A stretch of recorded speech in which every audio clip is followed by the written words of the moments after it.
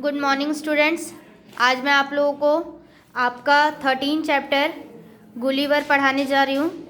इस चैप्टर में गुलिवर नामक एक काल्पनिक पात्र है। काल्पनिक यानी कि सोचा समझा, कोई रियलिटी नहीं है ये, ठीक है, कल्पना की हुई है, वो पात्र है। रोमांचक समुद्री यात्रा का इसमें वर्णन किया गया है। समुद्री यात्रा का बहुत ही इंटरेस्टिंग वर्णन किया गया है इसमें, जिसमें वह अपने मार्ग से भटककर बोनो के देश पहुंच जाता है। ओके। बहुत समय पहले की बात है। गुलिवर नाम का एक व्यक्ति समुद्री यात्राओं का बड़ा शौकीन था। बहुत शौक था उसको समुद्री यात्रा करने का। एक बार उसे संयोगवश अनजाने में जहाज में नौकरी करने का अवसर मिल गया। अपनी इस नौकरी के दौरान उसने अनेक लंबी लंबी यात्राएं की।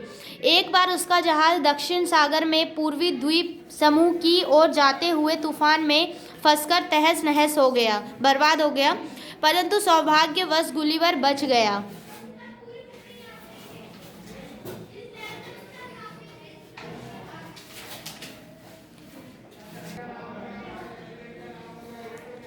कई दिनों तक तैरते तैरते वह एक छोटे से द्वीप पर आ गया।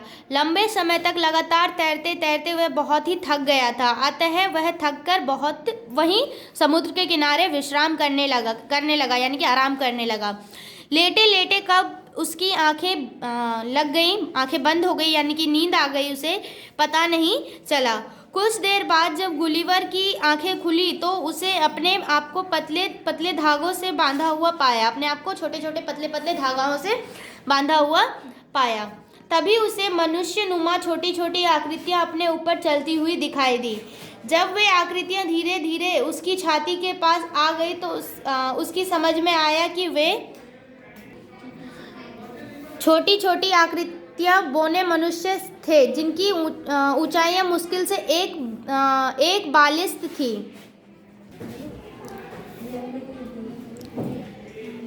उन्हें देखकर वह आश्चर्यचकित रह गया। दरअसल गुलिवर इस समय बोनो के देश में लिलीपुट में पहुंच गया था। कहाँ पहुंच गया था? लिलीपुट में पहुंच गया था। थोड़ी देर में उसने जैसे सैकड़ों, ये अंडरलाइन करेंगे, वो कहाँ पहुंचा था? लिलीपुट में पहुंच गया था, ठीक है।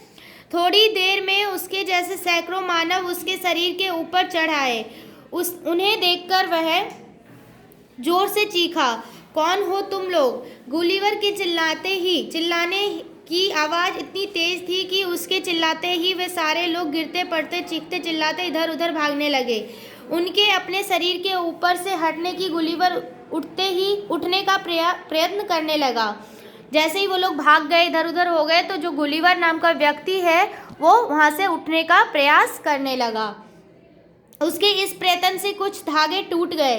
यह देखकर वे छोटे मानव सतर्क हो गए और उन्होंने गुलिवर के ऊपर सुई जैसे पतले पतले तीरों की वर्षा प्रारंभ कर दी। यह देखकर गुलिवर को लगा कि चुपचाप लेटे रहने में ही भलाई है, अन्यथा वे लोग उसके पूरे शरीर को इन छोटे छोटे तीरों से भेद देंगे, यानी कि भेद देंगे, तीर मारकर छेद कर देंगे छोटे छोटे।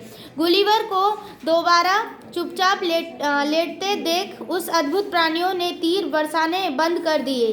फिर उनमें से एक कुछ दूर थोड़ी ऊंचाई पर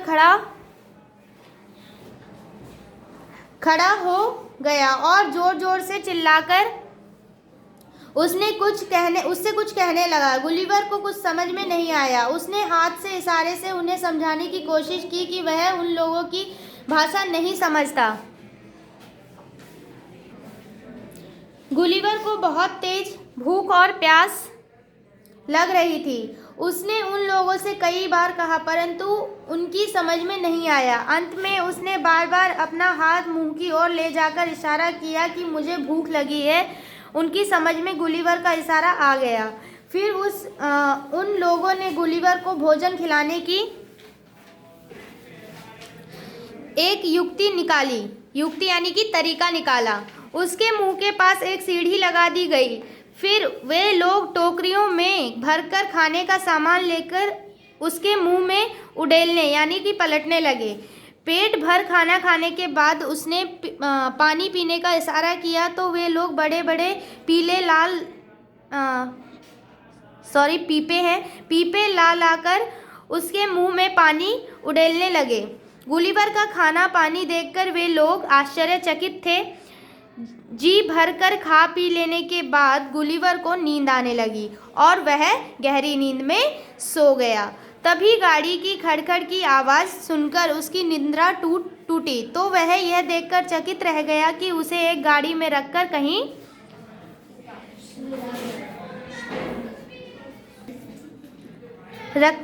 ले जाया जा रहा है। वह समझ गया कि उसे कैद कर लिया गया है। उन छोटे छोटे लोगों की विशाल भीड़ उसके दोनों तरफ चल रही थी। उसे राजा के सम्मुख पेश किया गया, यानी कि राजा के पास ले जाया गया। उसे देखने के लिए लिलीपुट वासियों की भारी भीड़ उमड़ पड़ी।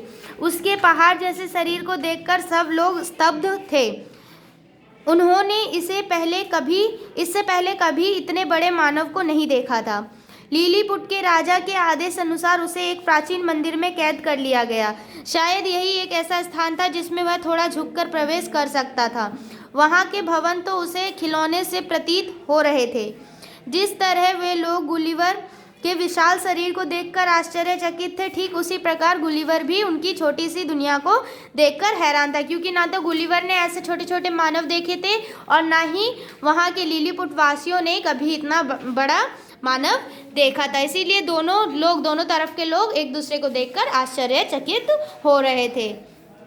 उसकी छोटी सी दुनिया देखकर हैरान थे। भीड़ में कुछ शरारती लोगों ने गुलिवर पर तीर छोड़े। यह देखकर सेना के सिपाहियों ने 6 व्यक्तियों को गिरफ्तार कर गुलिवर को सौंप दिया। उन 6 व्यक्तियों में से 5 को तो उसने अपनी जेब में रख दिया और एक को उंगलियों में पकड़कर मुंह की ओर ले जाने लगा।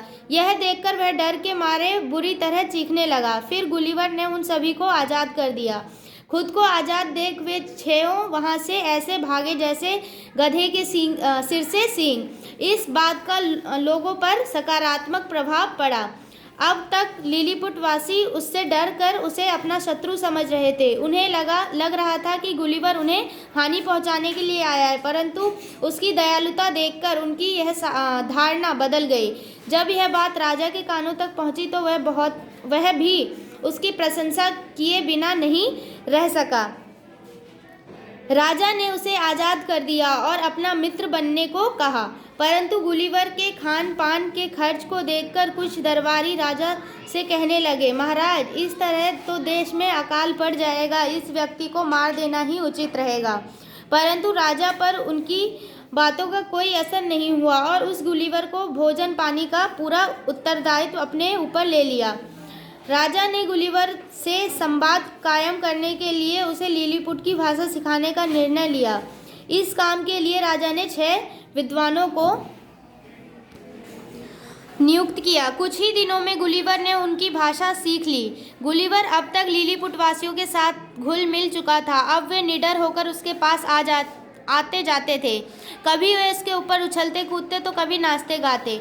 बच्चों को भी गुलिवर के बालों में आँख मिचोली खेलने में बड़ा मज़ा आता था। एक दिन गुलिवर ने राजा से अपनी मुक्ति की प्रार्थना की। उसकी प्रार्थना को स्वीकार कर राजा ने उसे 2 वायदे लिए, यानी कि 2 प्रॉमिस लिया।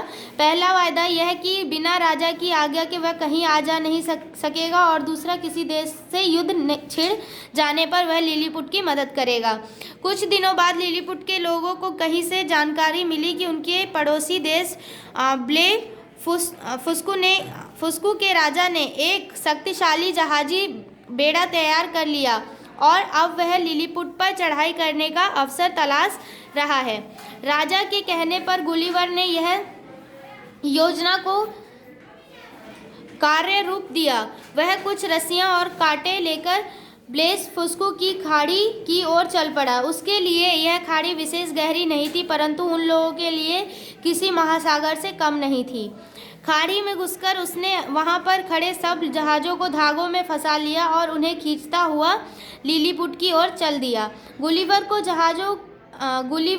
जहाज़ों को ले जाते देख ब्ले फुस्कू के सैनिक उसके ऊपर तीर बरसाने लगे, परंतु वे तीर चश्मे और चमड़े की कोट पहने गुलिवर का कुछ भी नहीं बिगाड़ सके। जब गुलिवर लिलीपुट के दुश्मन ब्लेफुस्कू के जहाज़ों को खींचकर लिलीपुट की खाड़ी में ले गया तो वहाँ के राजा और लोगों ने उसके पूरे जोश खरोश के साथ स्वागत किया, उसे फूल मालाओं से लाद दिया। एक दिन गुलिवर लिलीपुट खाड़ी के किनारे भ्रमण करता हुआ दूर जा निकला। वहाँ उसे पानी में एक बड़ा तख्ता तैरता नजर आया। जब उसके पास जाकर देखा तो पाया कि वह एक उल्टी नाव है।